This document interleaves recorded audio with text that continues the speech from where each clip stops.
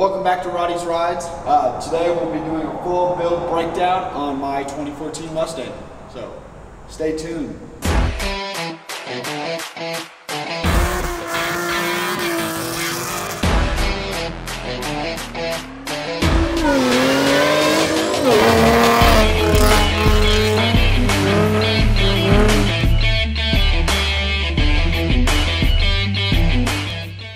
So originally, when I was in the market of buying a new car, I had a 2006 Mustang.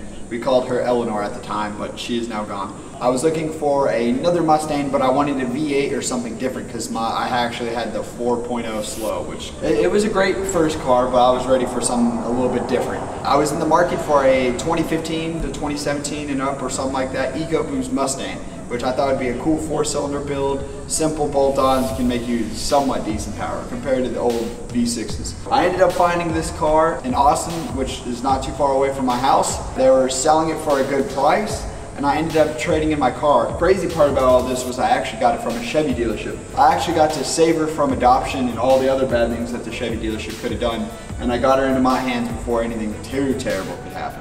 When I ended up finding this car, I didn't realize what package that it actually came with. So what really did sell me out on this car was, first of all, the low mileage, the price, and it has British racing tan interior. Don't quote me on if that's what Ford calls it, that's what I call it. It's got a big glass roof or moon roof, which I've never seen before on these models. And then it came with a nice big stereo that has the same as the GT500 one, I would say. Just the big screen. So let's dive into this build. So starting off with the rear end, if you come over here, I have a Street Aero rear diffuser, which I love this diffuser.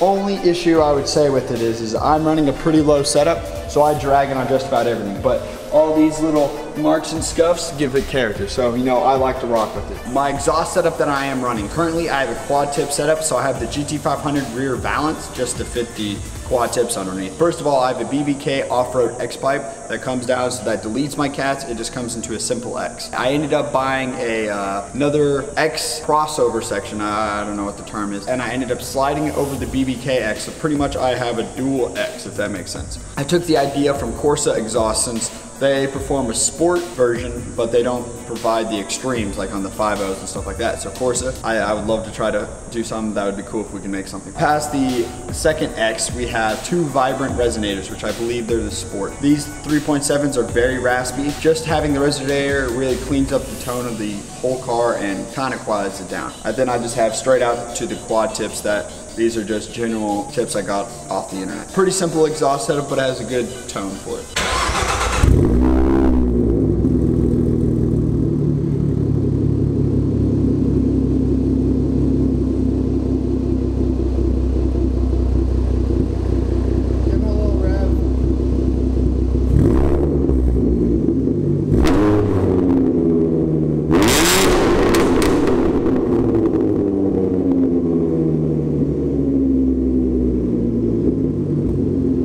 This is actually the 2018 Ford Performance wing that came off the 2018 GTs and up. So I ended up buying this one, and then with this little black trim right here is the RTR winglet. I don't know what the proper term or what they call it is. It gives it a nice clean look, and it's nothing that pops out. The black really did stand out.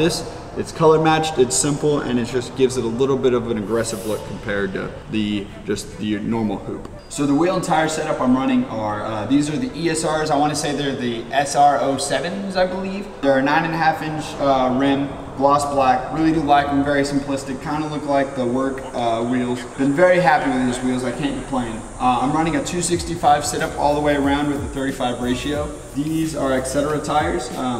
I don't know too much about these tires. I'm giving them a shot. Before this, I was running Falcon, or however you pronounce it. These tires have done me well. They've hooked and booked, so I can't complain. So I also have 2014 GT50 Brimbos that I actually found on eBay for a good price used. I brought them in and I repainted them and put them on myself. I had no clearancing issues.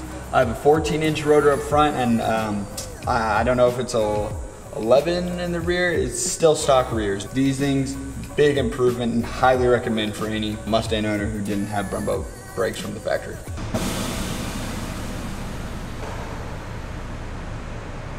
the suspension I'm running is Airlift 3P. Absolutely loved it so far. I've had it for actually a full year, man. I haven't had any issues with it. There is a little, well, there's actually a lot more maintenance compared to stock suspension with coilovers and all this. I've had it all. I started off with springs, then I went to coils, then my addiction started, and then I went to bags. These bags are rated up to 300,000 miles, and I don't see me having an issue with them anytime soon. So both of these grills came stock on my Mustang. This chin spoiler is a cheap chin spoiler I ended up buying off eBay, and I just spray painted it black to make it look a little bit nicer. These are also cheap eBay side skirts that I got for like $100, spray painted black. You know the deal. On my 2014 Mustang hood, I wanted a heat extractor, but I didn't want to use the side 5.0 vents because obviously I'm not a 5.0, and I didn't want to use the Shelby heat extractor because obviously this is not Shelby. I wanted to do something different and something that's non-heard of, and so I ended up looking around and I wanted to do either the CTS-V, or I found this 2014 super slow Camaro hood vent, and it was like 70 bucks. So compared to everything else, I was like, this is the best deal that I could find, and I was giving a Chevy part more value by putting it on a Mustang. So bought it, cut out a hole, kind of scary, slapped it on there. I think it looks great.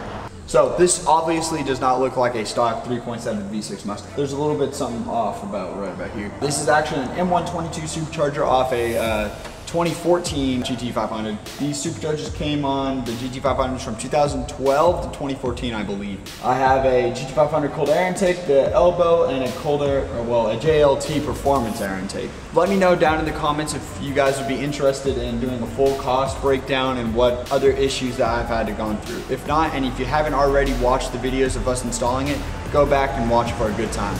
Alright, this concludes our 2014 Mustang build breakdown. If you guys have any comments, questions about the car, the build, what we've done, how we did it, leave it down in the comments. If you liked any part of this video or made you laugh or smile, hit that like button. And hey, as always, have a good rest of your day.